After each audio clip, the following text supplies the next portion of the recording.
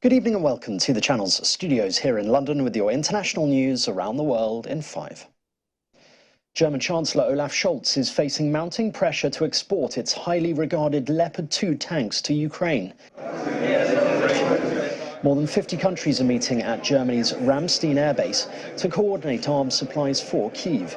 Berlin has veto power over any decision to export the tanks, and Chancellor Olaf Scholz's government has appeared reluctant to authorize that for fear of provoking Russia. I'm truly grateful to all of you for the weapons you have provided. Every unit helps to save our people from terror. In a video message, President Zelensky earlier said Western defense chiefs must provide Ukraine with advanced weapons as a matter of urgency. Some 50 countries have stepped up to help Ukraine defend itself. At the meeting, the US Secretary of Defense said countries must dig deeper, while a senior NATO military commander said the tanks were important for Ukraine to be a match for Russia.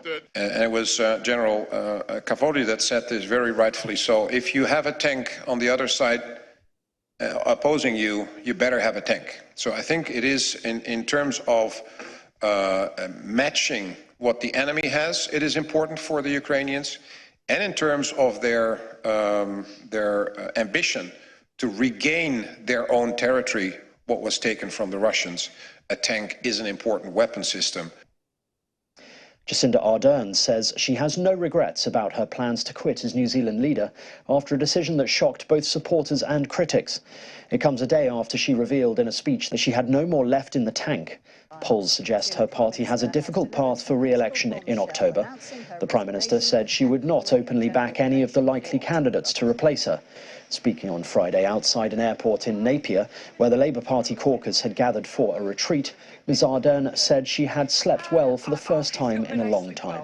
There's still a range of emotions. So I, of course, feel, sad, but also I do have a sense of relief. President Emmanuel Macron has promised to boost French defence spending through 2030 so as to adjust to global threats and learn lessons from last year's Russian invasion of Ukraine. The French president said the military budget for 2024 to 2030 would be €400 billion, up from €295 billion. After years of containing military spending, nuclear-armed France began to increase the defence budget in 2017. As a member of NATO, France should spend around 2% of its gross domestic product on defence.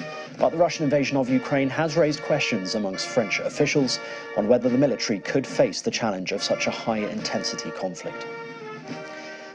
Police and protesters have clashed in Peru's capital during the Takeover Lima demonstrations against President Dina Boluarte.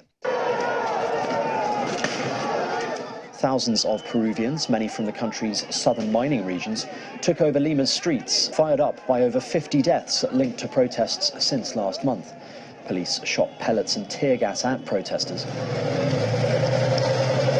The clashes mark the worst violence Peru has seen in over 20 years, as many people in poorer rural regions vent anger at the Lima political elite over inequality and rising prices. Google's parent Alphabet Inc. is eliminating about 12,000 jobs, or 6% of its workforce, in the latest cuts to shake the technology sector. Alphabet's job losses affect teams across the company, including recruiting and some corporate functions, as well as some engineering and production teams. The layoffs are global and impact US staff immediately. The cuts come days after rival Microsoft said it would lay off 10,000 workers. And final preparations are being made around the world for Chinese New Year, which begins this weekend.